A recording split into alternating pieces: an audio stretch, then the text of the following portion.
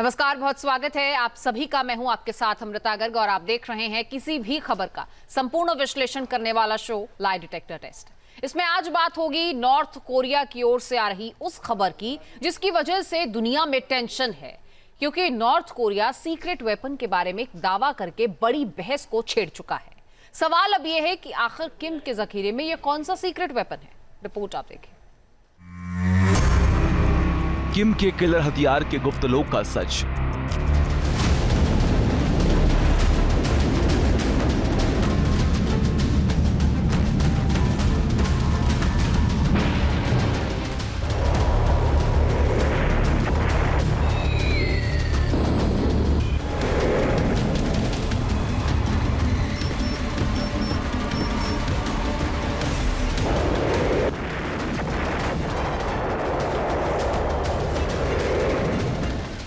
North Korea की missile देखी होगी।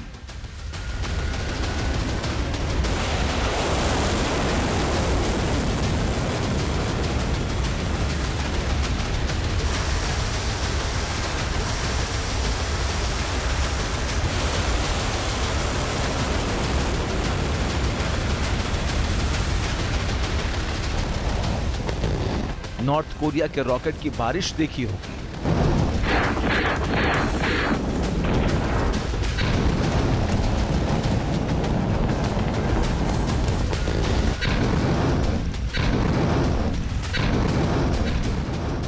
नॉर्थ कोरिया जब न्यूक्लियर धमाका करता है तब दुनिया दंग रह जाती है।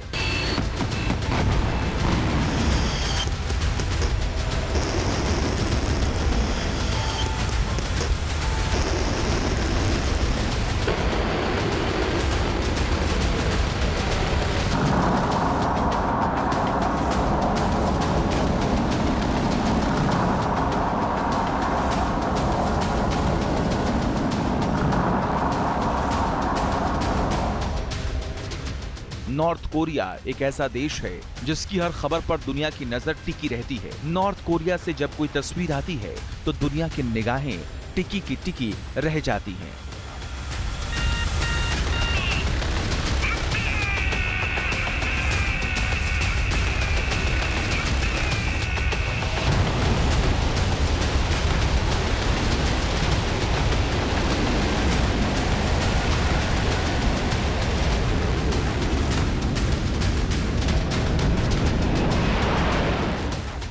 नॉर्थ कोरिया का तानाशाह किम जोंग उन जब कुछ कहता है तो दुनिया बड़ी गौर से सुनती है, देखती है। किम हर वक्त हथियारों की बात करता है, कभी मिसाइल टेस्ट की बात करके दुनिया को भौचक्का कर देता है, तो कभी न्यूक्लियर टेस्ट की बात करने लगता है।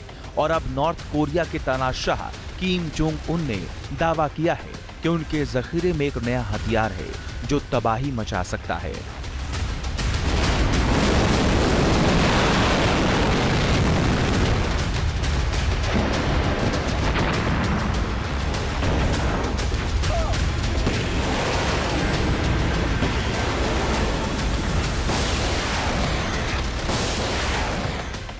नॉर्थ कोरिया के तानाशाह किम ने सुप्रीम पीपुल्स असेंबली को संबोधित करते हुए कहा कि हमने नए गुप्त हथियार हासिल किए हैं और रक्षा अनुसंधान एवं विकास में बेहतरीन प्रगति की है, जो हमारी सैन्य शक्ति को आगे बढ़ाने में महत्वपूर्ण योगदान देगा।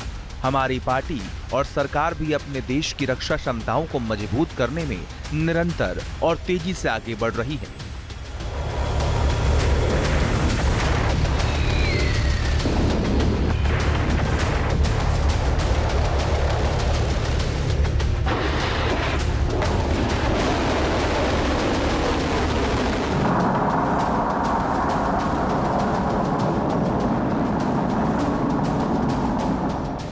हालांकि किम ने इस हथियार के बारे में बहुत ही ज्यादा जानकारी नहीं दी, लेकिन दुनिया जानती है कि नॉर्थ कोरिया के जखीरे में विध्वंसक मिसाइलें हैं। नॉर्थ कोरिया की मिसाइलें यूरोप और अमेरिका तक मार करने में सक्षम हैं। लेकिन किम के इस दावे से कि उन्होंने एक गुप्त हथियार बना लिया, नॉर्थ कोरिया के इस दावे से साउथ कोरिया में टेंशन हाई है, क्योंकि नॉर्थ कोरिया का सबसे ज्यादा टशन साउथ कोरिया से ही रहता है, लिहाजा कोरियाई प्रायद्वीप में टेंशन हाई है।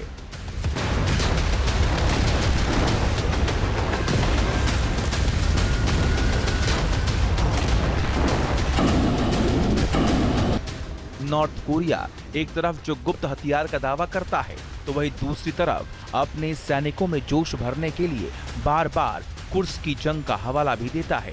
कुर्स्क की जंग में नॉर्थ कोरिया के सैनिक रूस की ओर से लड़ रहे हैं और जब नॉर्थ कोरिया के सैनिकों का शव प्योंगयांग पहुंचा, तब किम खुद उसको रिसीव करने पहुंचा। नॉर्थ कोरिया के तानाशाह किम ने सैनिकों की शहादत को नमन किया। सैनिकों के सम्मान में राजधानी प्योंगयांग में मेमोरियल बनाने की बात कही थी। जाहिर है किम ने कुर्स्क में शहीद अपने सैनिकों को लेकर फिर से सुप्रीम पीपुल्स असेंबली में बयान दिया, जिसके बाद चर्चा शुरू हो गई है कि क्या रूस ने नॉर्थ कोरिया की कोई मदद की है, क्या नॉर्थ कोरिया को रूस से कोई तकनीक हासिल हुई है। जानकार बताते हैं कि रूस में सैनिक भेजने के पीछे किम की अपनी मंशा क्लियर थी। साउथ कोरिया का भी दावा है किम ने बहुत सोच समझकर रूस की ओर से जंग लड़ने के लिए अपने सैनिक भेजे, क्योंकि किम जोंग उन रूस की मदद करके पुतिन से हथियारों की आधुनिक तकनीक हासिल करना चाहता है। कहा जा रहा है कि उत्तर कोरिया रूस को यूक्रेन युद्ध में मदद करने के बदले में पुतिन से न्यूक्लियर टेक्नोलॉजी मांग सकता है।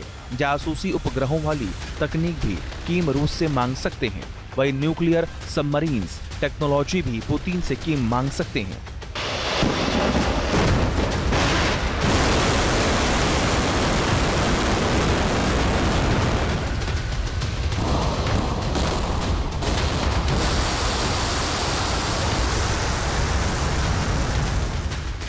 तो सवाल उठ रहे हैं, क्या नॉर्थ कोरिया को ये तकनीक हासिल हो चुकी है?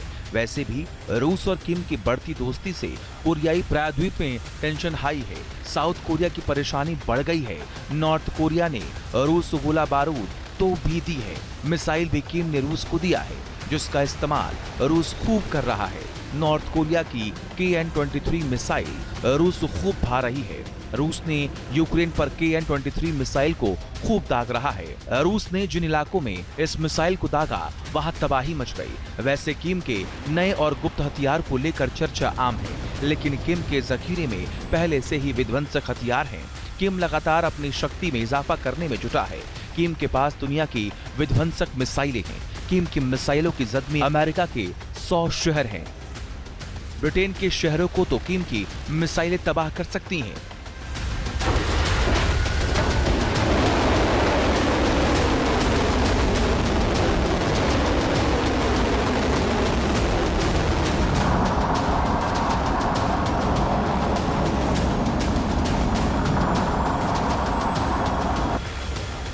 जर्मनी के कई शहरों को किम की मिसाइलें बर्बाद कर सकती हैं। बावजूद इसके किम लगातार मिसाइलों का टेस्ट कर रहा है और साउथ कोरिया को टेंशन दे रहा है। किम की वासोंग 19 ICBM मिसाइल की भी चर्चा काफी तेज है। बताया जा रहा है कि ये 7000 किलोमीटर की ऊंचाई तक जा सकती है।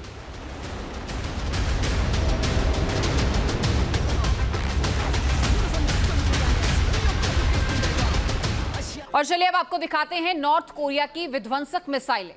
कौन सी मिसाइलें हैं, कितनी ताकतवर हैं। नॉर्थ कोरिया की इन विध्वंसक मिसाइलों की अगर बात की जाए तो हवासोंग 18 इसमें सबसे पहले आती है। ये इंटरकॉन्टिनेंटल बैलिस्टिक मिसाइल है जिसकी रेंज 15,000 किलोमीटर की है और अगर अमेरिका तक मार करने में इसे सक्षम देखा जाए तो वॉरहेड भी ये 3000 से 400 किलोग्राम तक अपने साथ कैरी कर सकती है। एक साथ कई न्यूक्लियर वॉरहेड अपने साथ ले जाने में सक्षम है। इसके बाद इस फहरिस्त में शुमार है हवासोंग 17।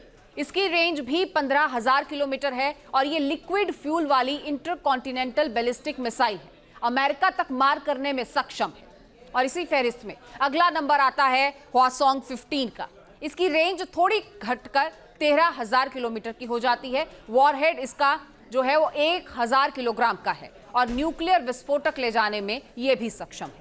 इसके बाद आता है नोडोंग 1 मिसाइल। नोडोंग की बात की जाए तो रेंज इसकी 1000 से 1500 किलोमीटर की है, यानी मीडियम रेंज बैलिस्टिक मिसाइल है और वॉरहेड 1200 किलोग्राम अपने साथ कैरी करने में ये सक्षम है। इसके बाद आती है मुसूडन मिसाइल। मुसूडन मिसाइल की अगर बात की जाए तो इंटरमीडिएट रेंज की ये बैलिस्टिक मिसाइल है और इसकी रेंज 3000 से 4000 किलोमीटर की है। वॉरहेड की बात की जाए तो 650 से 1250 किलोग्राम अपने साथ कैरी करने में सक्षम है।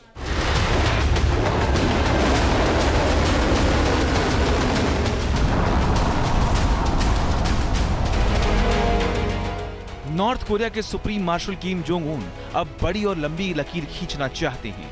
जिस तरह से नॉर्थ कोरिया के पास विनाशक मिसाइलों का जखीरा है, उसी तरह से किम अब ड्रोन आर्मी तैयार करने में जुटे हैं। नॉर्थ कोरिया के जखीरे में तो विध्वंसक मिसाइलें हैं, लेकिन अब वो ड्रोन ताकत बढ़ाने में जुटा है। कहा जा रहा है कि रूस और ईरान नॉर्थ कोरिया की ड्रोन तकनीक में मदद कर रहे हैं, क्योंकि रूस और यूक्रेन जंग में जिस तरह से ड्रोन का इस्तेमाल हो रहा है, उसको देखते हुए नॉर्थ कोरिया भी ड्रोन बनाने में जुट गया है, क्योंकि ड्रोन आधुनिक जंग का सबसे बड़ा हथियार साबित हो रहा है। नॉर्थ कोरिया के तानाशाह का ये कहना कि मैंने एक सीक्रेट वेपन तैयार कर लिया है, ऐसा लगता है कि रशिया के प्रेसिडेंट पुतिन द्वारा दिए गए उसको एक न्यूक्लियर रिएक्टर का इस्तेमाल वो एक न्यूक्लियर सबमरीन बनाने में करने वाला है, और इसलिए वो कह रहा है कि मैं एक मैरीटाइम पावर बन गया हूँ। और ये इसलिए कहना जरूरी है क्योंकि वो वर्ल्ड कम्युनिटी के ऊपर प्रेशर स्थापित कर सके और डोमेस्टिक कम्युनिटी को मोबिलाइज कर सके। इसके साथ साथ उसने ड्रोन्स के ऊपर और सॉलिड फ्यूल इंजन के ऊपर काम करना शुरू किया है, यानी कि अब रशिया, नॉर्थ कोरिया और चाइना मिलके पैसिफिक में अमेरिका के खिलाफ कुछ बड़ा करने की तैयारी में है। जाहिर है नॉर्थ कोरिया अब रूस, चीन और ईरान के साथ लगातार दोस्ती बढ़ा रहा है, जिसकी वजह से टेंशन हाई है। साउथ कोरिया को भी पता है नॉर्थ कोरिया की ये तैयारी उसके खिलाफ ही है, लिहाजा साउथ कोरिया भी तैयारी में जुट गया है।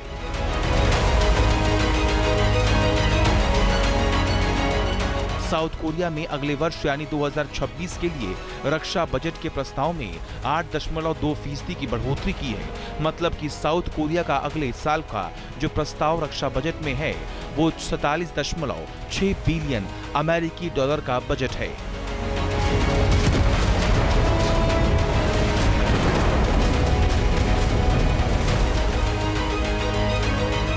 पिछले 7 साल में साउथ कोरिया की ओर से रक्षा बजट में सबसे बड़ी वृद्धि हुई है। इससे पहले साल 2019 में साउथ कोरिया ने अपने डिफेंस बजट में 8.2% की वृद्धि की थी। पिछले 3 साल से जिस तरह से दुनिया में युद्ध काल वाली स्थिति है, उसकी वजह से सारे देश तैयारियों में जुटे हैं। नॉर्थ कोरिया का साउथ कोरिया के साथ टकराव है, लिहाजा दोनों की ताकत और डिफेंस में इन्वेस्टमेंट को भी समझना जरूरी है, जो अब तक दोनों देश करते आए हैं।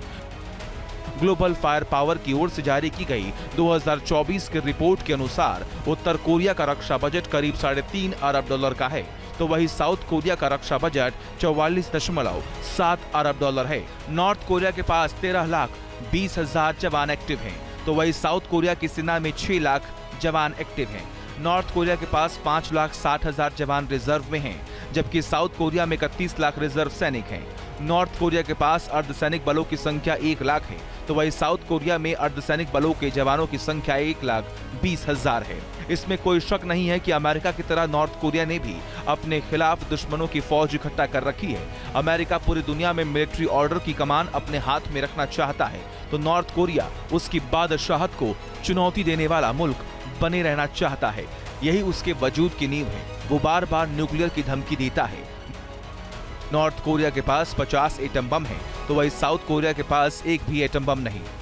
साउथ कोरिया के प्रेसिडेंट ली जब अमेरिका में डोनाल्ड ट्रंप से मिले तो उन्होंने कहा कि आपको नॉर्थ कोरिया में एक ट्रंप टावर बनाना चाहिए ताकि मैं वहां गोल्फ खेल सकूं। यानी कि साउथ कोरिया नॉर्थ कोरिया के साथ रिलेशंस को नॉर्मल करने के लिए तैयार है। नॉर्थ कोरिया नहीं था, लेकिन एससीओ की मीटिंग चाइना में अटेंड करके आने के बाद नॉर्थ कोरिया के प्रेसिडेंट किम ने अपनी पीपल्स असेंबली में एक भाषण में कहा कि यदि अमेरिका हमसे जो न्यूक्लियर वेपन्स हमारे पास हैं उनको तबाह करने के लिए ना कहे, तो फिर आगे के न्यूक्लियर डिसआर्मामेंट पर मैं उनसे बात करने के लिए तैयार हूँ।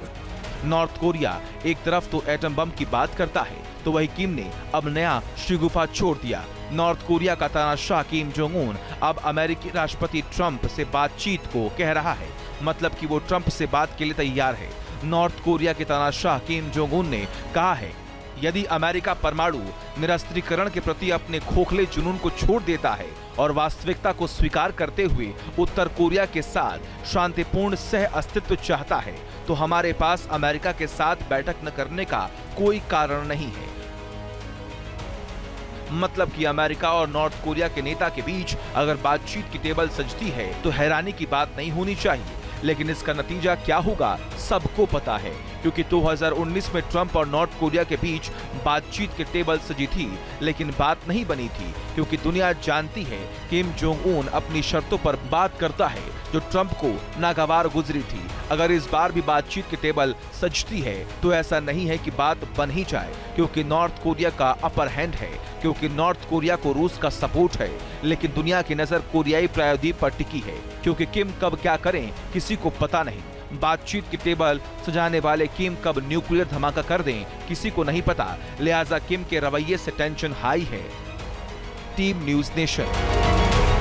जहां भक्ति है हर शब्द में, कथाओं में छुपे हैं दिव्य रहस्य और ज्योतिष देता है जीवन को दिशा। धर्म से जुड़ी हर बातों को जानने के लिए हमारे चैनल स्तुति को सब्सक्राइब करें। चैनल पर जाने के लिए इस लिंक पर क्लिक करें।